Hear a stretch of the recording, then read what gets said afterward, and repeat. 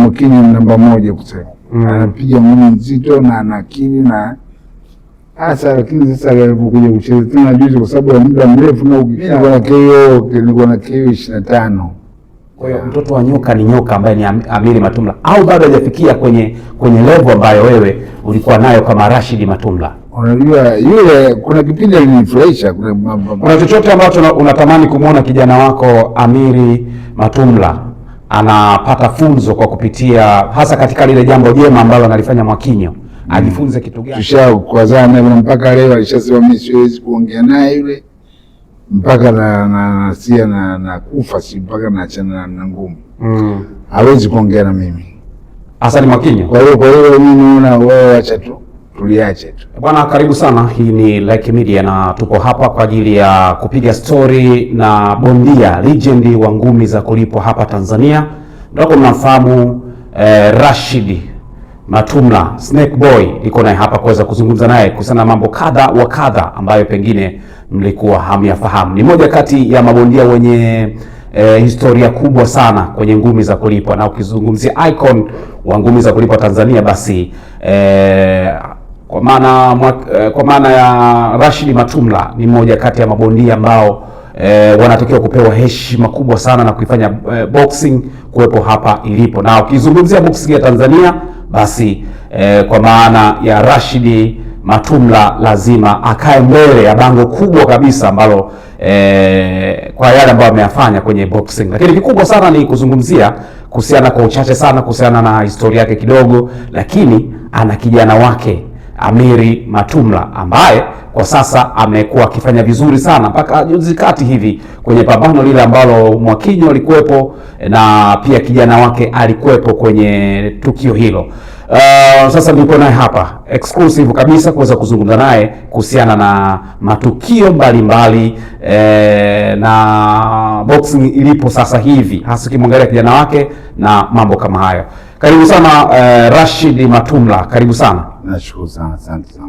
Pengine mara baada ya kustaafu ngumi kwa muda mrefu umekuwa pembeni, sasa unaangalia vijana kwa sasa, pengine ukiangalia kama Rashid Matumla ni kijana gani kwa sasa hivi unasema unamwona Matumla kwa sasa?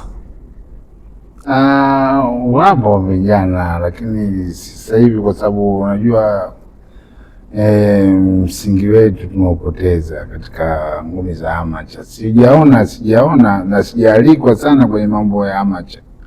Unajua amateur ndio msingi wetu wa boxing, lakini wapo wengine wanakuja, ndio kama hivyo mwanangu alijitahidi hivyo, lakini ndio hivyo, bahati mbaya alicheza juzi akapoteza, lakini najua kwa alipotea kidogo kwenye mambo fulani, yani sijamaka kipindi hicho kwa mondoka naye alikuwa sijamshika, alishikwa na viongozi wa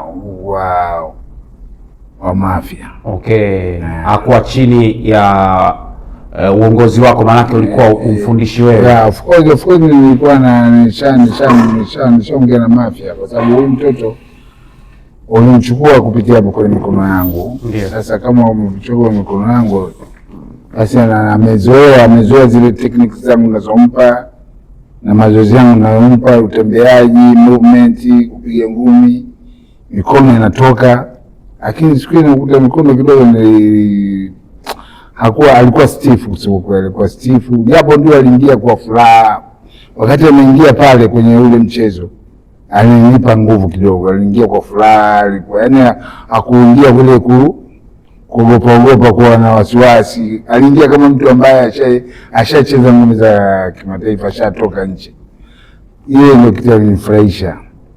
Lakini sasa katika uchezaji kidogo hakucheza vile ninavyotaka mimi, lakini alijitahidi, amejitahidi. Ila sasa katika, ndio maana kwambia katika ufundishaji kuna huwa na mtrain sana technique za kutembea, technique za kupiga ngumi, huko unaingia ndani, unatoka nje, unatoka hivi. Hizo zote alikosa, na ndio maana akawa anatumia nguvu tu, akipiga moja mbili kapitiliza, akipiga moja mbili. Ngumi za sasa hivi watu wanapiga ngumi sasa hivi akili, ujanja mwingi, techniques nyingi, na ndio maana ngumi zile za zamani za kupiga nguvu hatumii sana. Ngumi sasa hivi ni akili, techniques, kama vile maelezo yanavyocheza, inatakiwa vile watu wacheze vile akili.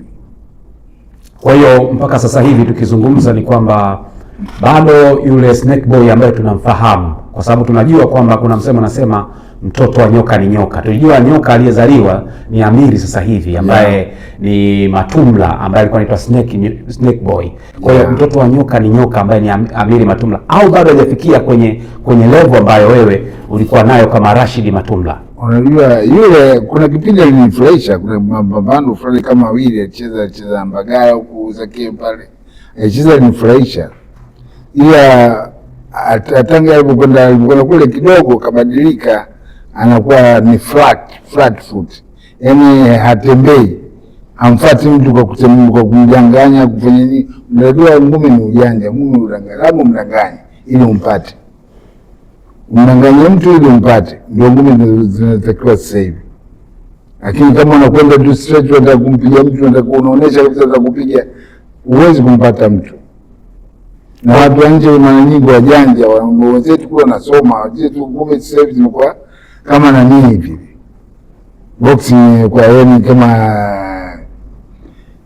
yani imekwenda juu sana boxing, lakini sio zile ngumi za zamani za kina Liston, kupiga mtu mpaka unapasua, piga bomba mpaka unapinda, hamna kitu kama hicho. Sasa hivi ni akili, ngumi ujanja. Kwa hiyo kuna kitu ambacho nahisi amekikosa kwa sasa, inatakiwa aboreshwe zaidi. Kuna kitu kakikosa, na hicho kitu mimi najua ni seti vipi ili atrain, ili afanye vizuri. Kwanza katika utembeaji, katika utoaji wa ngumi, bado hapo haja sharp. Nataka, unajua ngumi lazima uwe sharp pia vile na uharaka.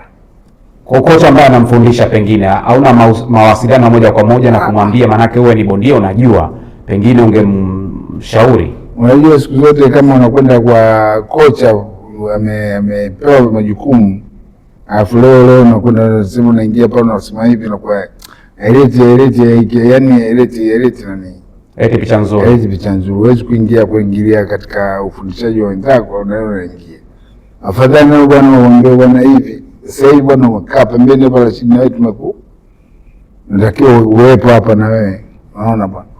Lakini sio unakwenda tu unaingia kwenye nani, hujaruhusiwa. Utaona kama watu wengine wanajua una nani, yani unawakera watu, unawakera makocha wenzako. Yote katika yote, pengine Rashid Matumla ambaye tunamfahamu, watu ambao wamfahamu kabisa Rashid Matumla, rekodi zako zilikuwaje Rashid Matumla? Hasa pia kwenye mapambano ya kimataifa, na kama unakumbuka kuna bondia yote ambaye ulicheza kuletea heshima Tanzania na vitu kama hivyo. Mimi nilikuwa na KO 25. KO 25 nimepiga, nikaja market nimemaliza kama 50 kitu. Ndio. Kama 40 na kitu nimecheza. Nimeshindwa mapambano ya nje tu kama 3 4. Nimeshindwa nje, na hapa si sana. Hapa nilishinda ni Cheka ndo nishinda pambano, lakini wengine hao sio maneno swali. Maneno swali pia nilishinda pambano. Na baadaye nikaja ku revenge nikampiga knockout. Sawa. Na mpambano ya nje ni kuna mapambano gani ambao ulishinda, na ni ubingwa gani ulishinda ambao uliletea heshima Tanzania? Mimi nilishinda IBC na mimi South Africa, nilipiga na bondia moja kutoka South Africa. Nikaenda tena Italy nikashinda mkando wa WBO World Champion, nikaja nao hapa. Nilipokewa na kipindi hicho alikuwa ni Waziri Kikwete, alipokea kipindi hicho kwa ni waziri, lakini nilipokewa vizuri kwa bashasha safi sana. Wanipokewa airport pale na watu kibao, sema kweli, yani nilisikia akasema kweli boxing kicheza, ukifanya kitu chochote kifanya kizuri watu wanakupenda, kusema kweli. Sasa kwenye pambano hilo ushe kushinda mkanda wa dunia? Ndio hiyo, nimeshashinda mkanda wa dunia, nilichukua Italy. Italo. Yeah. Okay. Yeah. Na ni bondia gani ambaye kwa hapa Tanzania ashe kushinda kwenye mkanda ya dunia ambao unamkumbuka pengine kwa kumbukumbu zako? Wapo wengi walioshinda, lakini kwa kumbukumbu sasa hivi kumbukumbu zinapotea. Siwezi kukumbuka wote. Wapo vijana wengi wameshinda na wengine wa sasa hivi na wengine waliopita wamefanya vizuri. Kuna pambano ambalo mtoto wako Amiri Matumla alikuwa anashiriki pale Ivory Coast. Yeah. Lakini main boot alikuwa ni Hassan Mwakinyo pamoja na Michel Soro kutoka pale Ufaransa. Bila shaka mara baada ya kuangalia pambano la mwanao Amiri Matumla baadaye ukaja kuangalia pambano la Hassan Mwakinyo. Bila shaka uliliona pia. Lile kwa kweli siwezi kulizungumzia kwa sababu kwa hiyo siwezi kuliona, lakini kuzungumzia mimi siwezi. Tushakwazana na mpaka leo alishasema mimi siwezi kuongea naye yule mpaka na kufa, si mpaka naachana na ngumu. Hawezi kuongea na mimi Hassan Mwakinyo. Kwa hiyo mimi naona wewe acha tu tuliache tu. Okay, lakini pamoja na kuacha hatuwezi kuacha kufahamu kwamba Rashid Matumla ni bondia mwenye heshima kubwa sana Tanzania, na kichochote ambacho kinahusiana na boxing kinamhusu sana Matumla, kwa sababu mafanikio yote ya bondia yote ambaye anakuja sasa hivi bado anakutazama wewe kama icon wa boxing. Bila shaka wewe unamfahamu, pamoja na kwamba alisema kwamba hataki mlikwazana sehemu, lakini bila shaka nakumbuka kuna siku moja ulisha kumzungumzia vizuri sana Mwakinyo, ukasema ni bondia mzuri, anajua biashara na mabondia wengi wanatakiwa jifunze kwa Mwakinyo. Mwakinyo ni bondia wa aina gani? Licha kwamba nataka kumzungumzia, lakini kuna vijana wengi wanataka kujifunza, hata kijana wako Amiri Matumla anataka kujifunza pia kwa baadhi ya vitu kwa Mwakinyo. Ni vitu gani ambavyo kwa Mwakinyo nadhani ni vitu vizuri ambavyo anavifanya? Yeye anachokifanya sana ni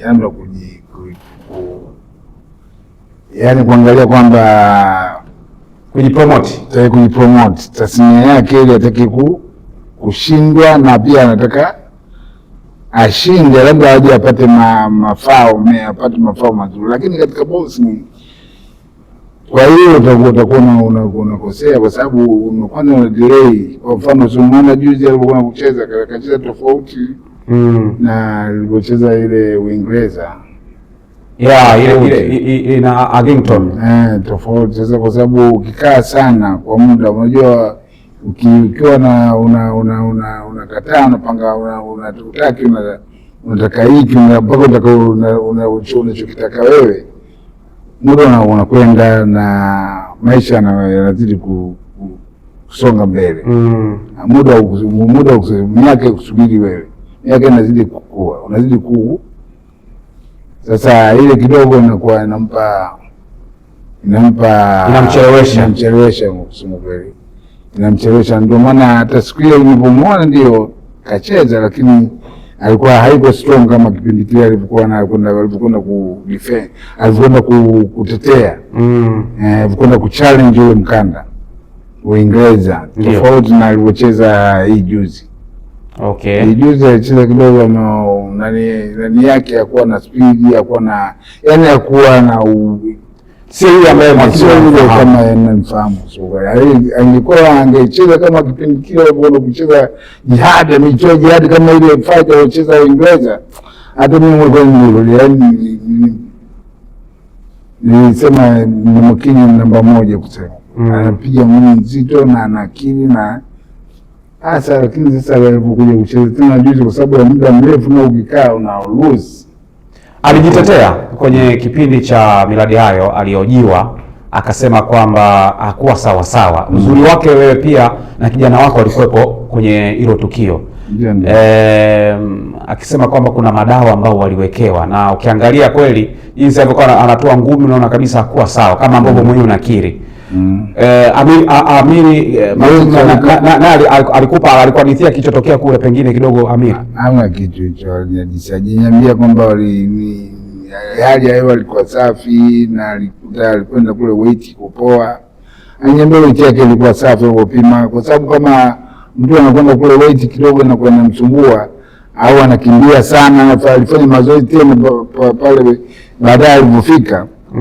Lakini ulifika vizuri, walipewa vizuri na alipima weight kwa safi, basi alicheza fresh bila niambia mwanangu hakuwa na kitu kama hicho. Mimi sijawahi kuona kitu kama hicho, kwamba kuna watu walikuwa wanaingia kwenye chumba chake, labda kuna vitu ambavyo vilikuwa sawa sawa. Hamna kitu, yaani ukishakuwa kwenye chumba chako cha kuchezea, wewe na kocha wako na labda ile referee anakuja kuchukua zile usaini tu usaini tu ile zile gloves basi, lakini sio kwamba wanakuja tena kuna watu.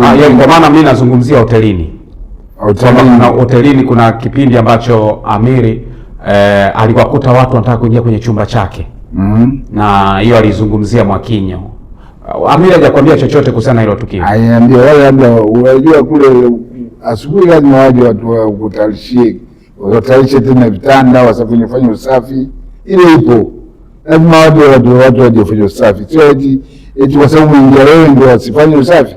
Sio kuona kitu kama hicho, lazima waje watu. Kuna watu asubuhi wanakuja wanafanya usafi wafanye basi, lakini kitu kingine wanakuja kufanya sijawahi kuona. Lakini yote katika yote, wakati unapigana hakukuwa na mazingira ambayo yanakuwa ya hujuma hivi, pengine unaweza kaekewa dawa au katengenezewa mazingira haya ili ukapigwa? Haijawahi kutokea hiyo mazingira kama ambavyo Mwakinyo alikuwa anaelezea? Mimi hiyo kwa kweli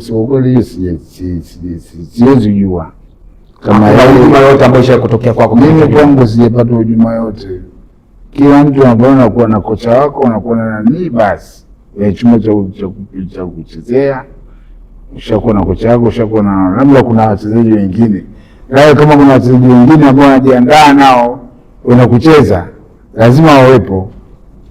Lazima wapo kama unajua kuna kucheza nje pia kuna watu wengine wapo wengine wa nchi nyingine, lazima utakuwa nao katika chumba cha kuvalia. Huwezi ukavaa peke yako wewe, hata kuna mwenyewe hata kitu kama hicho. Lazima mnapaa wote, mnakaa wote. Kama mtu katokea Togo, katokea wapi, mnakaa na wenzako, yeye anajiandaa kivyako na wewe unajiandaa kivyako. Kitu kama hicho. Kuna chochote ambacho unatamani kumwona kijana wako Amiri Matumla anapata funzo kwa kupitia hasa katika lile jambo jema ambalo analifanya Mwakinyo? Ajifunze kitu gani ili naye afikie kwenye level kubwa? Kwa sababu Mwakinyo ndio bondia ambaye anazungumzwa sana hata kwenye vyombo vya habari, kwenye makampuni mbalimbali, thamani yake imekuwa kubwa. Lakini kijana wako anatembea kwenye jina lako kama Matumla, jina la Matumla lina thamani kubwa sana. Na vipi sasa unamshauri kijana wako afanye nini ili hata makampuni kama alivyo kwa kina Mwakinyo na wengine waone yeye ana thamani kubwa sana? Ajifunze nini kwa Mwakinyo? Mimi kusema ukweli, kwa hilo kusema kujifunza kwa Mwakinyo, atajifunza nini? Labda kujifunza kutaka kupata labda yani promotion ya kutaka kucheza na box ambaye unapata pesa mafao tu kama akiwa na ni basi. Lakini mimi naona hasa kwa hiyo unachukua muda mwingi sana, unajua, na ndio maana utendo kama hivi upate fight, na ukikaa sana unakuwa na delay, ama huwezi kufanya vizuri mapambano wengine yanakuja, kwa sababu unacheza kwa muda mrefu, nakaa na miaka mitatu, miaka miwili mtu unakaa bila kucheza, kwa ipendezi. Kwa hiyo unamshauri nini kijana wako sasa, na matarajio yako pengine makubwa kwake ni kwako baadaye ni yapi? Mshauri tu apate, kwa sababu ana promoter mzuri, na yeye apate mafao mazuri tu, kama sio kama si zamani tulikuwa tunapewa pesa ndogo, unajua, lakini sasa hivi pesa nzuri. Hata mkataba wake sasa, mkataba mzuri. Mkataba wake wewe unaufahamu? Anaofahamu mkataba wake, akija ananionyesha, ambia baba, mimi nacheza kiasi hiki, ndio safi. Okay. Kitu gani ambacho kipindi cha nyuma ulikikosea na unatamani sasa hivi hata mtoto wako asikikosee tena huko anakuelekea huko mbele? Akipindi na nyuma sisi tulikuwa tunacheza, unajua kwa sababu sisi tulipita sana, tulicheza sana amateur, tulicheza mashindano mpaka Olympic, tukwenda au Commonwealth, All African Game, tulicheza mashindano kama azuona kule kidogo wenzetu, mambo ya kule kidogo ndio tulikuwa tunapata pesa, lakini sio kama pesa tulikuwa tunapata kwenye professional. Ila sasa kuna professional unapata pesa nzuri,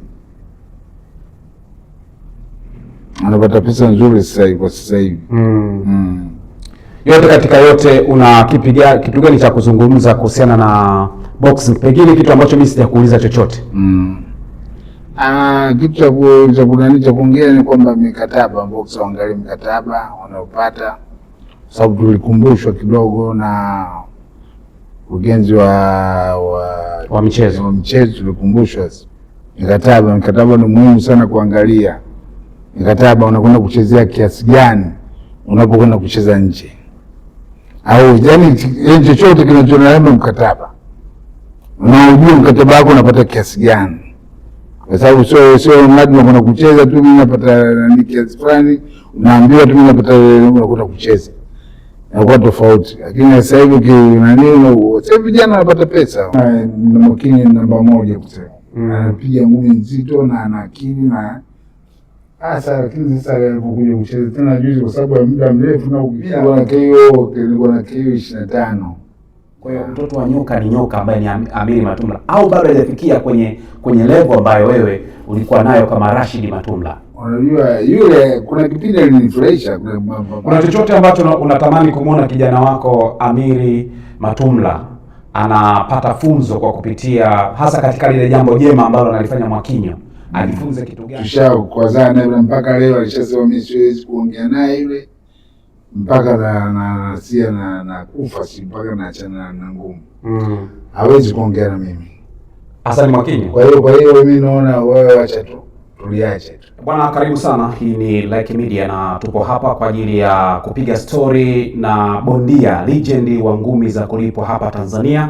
Mtako mnafahamu Rashid Matumla, Snake Boy. Niko naye hapa kuweza kuzungumza naye kuhusiana na mambo kadha wa kadha ambayo pengine mlikuwa hamyafahamu. Ni moja kati ya mabondia wenye historia kubwa sana kwenye ngumi za kulipwa, na ukizungumzia icon wa ngumi za kulipwa Tanzania, basi kwa maana ya Rashid Matumla ni moja kati ya mabondia ambao wanatakiwa kupewa heshima kubwa sana na kuifanya boxing kuwepo hapa ilipo. Na ukizungumzia boxing ya Tanzania, basi kwa maana ya Rashid Matumla lazima akae mbele ya bango kubwa kabisa ambalo kwa yale ambayo ameyafanya kwenye boxing. Lakini kikubwa sana ni kuzungumzia kuhusiana, kwa uchache sana, kuhusiana na historia yake kidogo, lakini ana kijana wake Amiri Matumla ambaye kwa sasa amekuwa akifanya vizuri sana mpaka juzi kati hivi kwenye pambano lile ambalo Mwakinyo alikuwepo na pia kijana wake alikuwepo kwenye tukio hilo.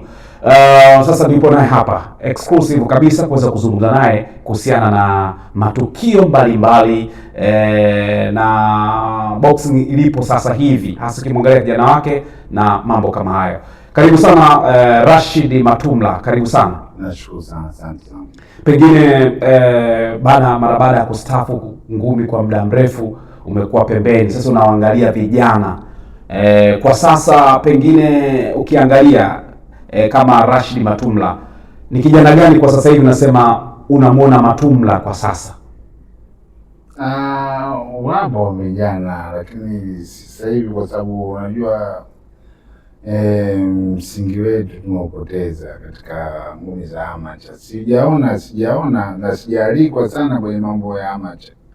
Unajua amateur ndio msingi wetu wa boxing, lakini wapo wengine wanakuja, ndio kama hivyo mwanangu alijitahidi hivyo, lakini ndio hivyo, bahati mbaya alicheza juzi akapoteza, lakini najua kwa alipotea kidogo kwenye mambo fulani, yani sija kipindi hicho kwa muondoka naye alikuwa sijamshika, alishikwa na viongozi wa wa Mafia. Okay. Hakuwa chini ya uongozi wako, maana ulikuwa ufundishi wewe? Yeah, of course nilikuwa na nishaongea na Mafia kwa sababu huyu mtoto ulimchukua kupitia kwenye mikono yangu. Yeah. Sasa kama umechukua mikono yangu, basi amezoea zile techniques zangu nazompa na mazoezi yangu nayompa, utembeaji, movement, kupiga ngumi, mikono inatoka. Lakini siku ile nakuta mikono kidogo alikuwa stiff, kwa stiff, japo ndio aliingia kwa furaha. Wakati anaingia pale kwenye ule mchezo alinipa nguvu kidogo, aliingia kwa furaha, yaani hakuingia kule kuogopa kuwa na wasiwasi. Aliingia kama mtu ambaye ashacheza ngumi za kimataifa, ashatoka nje. Ile ndio kitu alinifurahisha. Lakini sasa katika uchezaji kidogo hakucheza vile ninavyotaka mimi, lakini alijitahidi, amejitahidi. Ila sasa katika, ndio maana nakwambia katika ufundishaji kuna huwa namtrain sana technique za kutembea, technique za kupiga ngumi, kuna unaingia ndani, unatoka nje, unatoka hivi. Ile yote alikosa, na ndio maana akawa anatumia nguvu tu, akipiga moja mbili kapitiliza, akipiga moja mbili. Ngumi za sasa hivi watu wanapiga ngumi sasa hivi akili, ujanja mwingi, techniques nyingi, na ndio maana ngumi zile za zamani za kupiga nguvu hatumii sana. Ngumi sasa hivi ni akili, techniques, kama vile Mayweather anavyocheza, inatakiwa vile watu wacheze vile akili. Kwa hiyo mpaka sasa hivi tukizungumza ni kwamba bado yule Snake Boy ambaye tunamfahamu, kwa sababu tunajua kwamba kuna msemo nasema mtoto wa nyoka ni nyoka. Tulijua nyoka aliyezaliwa ni Amiri sasa hivi ambaye ni Matumla ambaye alikuwa anaitwa Snake Boy. Kwa hiyo mtoto wa nyoka ni nyoka ambaye ni Amiri Matumla, au bado hajafikia kwenye level ambayo wewe ulikuwa nayo kama Rashid Matumla? Unajua yule, kuna kipindi alinifurahisha, kuna mapambano fulani kama vile alicheza Mbagala huko zake pale, alicheza alinifurahisha. Ila atanga alipokwenda kule kidogo kabadilika, anakuwa ni flat foot, yaani hatembei, hamfuati mtu kwa kumjanganya, kufanya nini. Unajua ngumi ni ujanja, ngumi udanganya, labda umdanganye ili umpate, umdanganye mtu ili umpate, ndio ngumi zinatakiwa sasa hivi. Lakini kama unakwenda tu straight, unataka kumpiga mtu, unataka kuonesha kabisa unataka kupiga, huwezi kumpata mtu.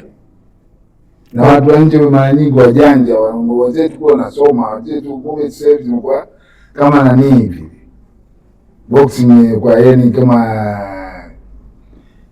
yani imekwenda juu sana boxing, lakini sio zile ngumi za zamani za kina Liston, kupiga mtu mpaka unapasua, piga bomba mpaka unapinda, hamna kitu kama hicho.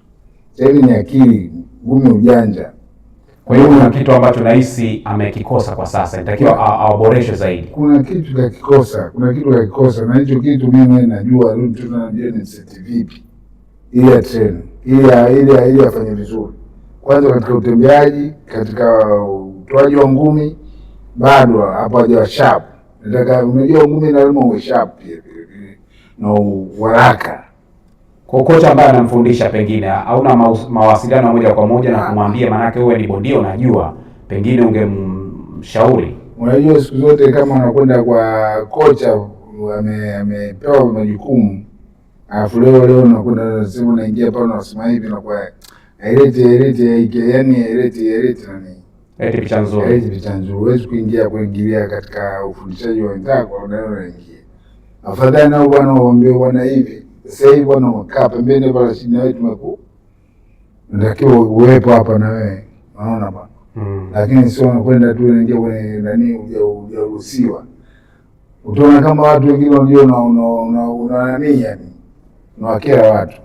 Unawakera makocha wenzako. Yote katika yote pengine Rashid Matumla ambaye tunamfahamu. Yeah. Watu ambao wamfahamu kabisa Rashid Matumla. Rekodi zako zilikuwaje Rashid Matumla? Hasa pia kwenye mapambano ya kimataifa, na kama unakumbuka kuna bondia yote ambaye ulicheza kuletea heshima Tanzania na vitu kama hivyo. Mimi nilikuwa na KO 25. KO 25 nimepiga, nikaja nimemaliza kama 50 kitu. Ndio. kama 40 na kitu nimecheza. Nimeshindwa mapambano ya nje tu kama 3 4. Nimeshindwa nje, na hapa si sana. Hapa nilishinda ni Cheka ndo nishinda pambano, lakini wengine hao sio Maneno Swadi. Maneno Swadi pia nilishinda pambano. Yeah, na baadaye nikaja ku revenge nikampiga knockout. Sawa. Na mpambano ya nje ni kuna mapambano gani ambayo ulishinda na ni ubingwa gani ulishinda ambao uliletea heshima Tanzania? Mimi nilishinda IBC nani South Africa, nilipiga nani na bondia moja kutoka South Africa. Nikaenda tena Italy nikashinda mkando wa WBO World Champion. Nikaja nao hapa, nilipokewa na kipindi hicho alikuwa ni Waziri Kikwete anipokea kipindi hicho kwa waziri, lakini nilipokewa vizuri kwa bashasha safi sana, wanipokewa airport pale na watu kibao. Sema kweli, yaani nilisikia kasema kweli boxing kicheza, ukifanya kitu chochote kifanya kizuri watu wanakupenda kusema kweli. Sasa kwenye pambano hilo ushe kushinda mkanda wa dunia? Ndio hiyo, nimeshashinda mkanda wa dunia. Nilichukua Italy. Yeah. Okay. Yeah. Na ni bondia gani ambaye kwa hapa Tanzania ashe kushinda kwenye mkanda ya dunia ambao unamkumbuka pengine kwa kumbukumbu zako? Wapo wengi walishinda, lakini kwa kumbukumbu sasa zinapotea. Siwezi kukumbuka wote. Wapo vijana wengi wameshinda, na wengine wa sasa hivi na wengine waliopita wamefanya vizuri. Kuna pambano ambalo mtoto wako Amiri Matumla alikuwa anashiriki pale Ivory Coast. Yeah. Lakini main boot alikuwa ni Hassan Mwakinyo pamoja na Michel Soro kutoka pale Ufaransa. Bila shaka mara baada ya kuangalia pambano la mwanao Amiri Matumla, baadaye ukaja kuangalia pambano la Hassan Mwakinyo. Bila shaka uliliona pia. Ile kwa kweli mimi siwezi kuzungumzia kwa sababu kwa hiyo siwezi niliona, lakini kuzungumzia mimi siwezi. Tushakwazana yule mpaka leo alishasema mimi siwezi kuongea naye yule mpaka na kufa, si mpaka naachana na ngumu. Hawezi kuongea na mimi Hassan Mwakinyo. Kwa hiyo mimi naona wewe acha tu tuliache tu. Okay, lakini pamoja na kuacha hatuwezi kuacha kufahamu kwamba Rashid Matumla ni bondia mwenye heshima kubwa sana Tanzania, na kichochote ambacho kinahusiana na boxing kinamhusu sana Matumla, kwa sababu mafanikio yote ya bondia yote ambaye anakuja sasa hivi bado nakutazama wewe kama icon wa boxing. Bila shaka wewe unamfahamu, pamoja na kwamba alisema kwamba hataki mlikwazana sehemu, lakini bila shaka nakumbuka kuna siku moja ulisha kumzungumzia vizuri sana Mwakinyo, ukasema ni bondia mzuri, anajua biashara na mabondia wengi wanatakiwa wajifunze kwa Mwakinyo. Mwakinyo ni bondia wa aina gani? Licha kwamba nataka kumzungumzia, lakini kuna vijana wengi wanataka kujifunza, hata kijana wako Amiri Matumla anataka kujifunza pia kwa baadhi ya vitu kwa Mwakinyo. Yaani vitu gani ambavyo kwa Mwakinyo nadhani ni vitu vizuri ambavyo anavifanya? Yeye anachokifanya sana ni yaani kuangalia kwamba kujipromote tasnia yake ile, ataki kushindwa, na pia anataka ashinde, labda aje apate mafao mazuri, lakini katika boxing kwa hiyo utakuwa unakosea, kwa sababu kwanza una delay. Kwa mfano usimuona juzi alikuwa anacheza akacheza tofauti na alipocheza ile Uingereza. Ile ina Addington. Tofauti sasa, kwa sababu ukikaa sana kwa muda, unajua ukiwa unakataa, unapanga unataka hiki mpaka unachokitaka wewe, muda unakwenda na maisha yanazidi kusonga mbele. Muda miaka kusubiri wewe, miaka inazidi kukua, unazidi sasa ile kidogo inakuwa inamchelewesha kusema kweli, inamchelewesha. Ndio maana hata siku ile nilipomwona ndio kacheza, lakini alikuwa haiko strong kama kipindi kile alipokuwa alikwenda ku defend, alikwenda kutetea, alikwenda ku challenge ule mkanda Uingereza, tofauti na alipocheza hii juzi. Okay. Hii juzi alicheza kidogo nani yake hakuwa na speed, hakuwa na yani hakuwa na sio yule ambaye kama anamfahamu. So angekuwa angecheza kama kipindi kile alipokuwa kucheza Jihad kama ile fight aliyocheza Uingereza, hata mimi nilisema Makini namba 1 kusema anapiga ngumi nzito na ana akili na sasa, lakini sasa alipokuja kucheza tena juzi, kwa sababu ya muda mrefu na ukikaa una lose. Alijitetea kwenye kipindi cha Millard Ayo, alihojiwa akasema kwamba hakuwa sawa sawa. Uzuri wake wewe pia na kijana wako alikuwepo kwenye hilo tukio. Akisema kwamba kuna madawa ambao waliwekewa, na ukiangalia kweli jinsi alivyokuwa anatoa ngumi unaona kabisa hakuwa sawa kama ambavyo mwenyewe unakiri. Amiri alikuhadithia kilichotokea kule, pengine kidogo Amiri hana kitu hicho, aliniambia kwamba hali ya hewa ilikuwa safi na alikwenda kule weight kupoa.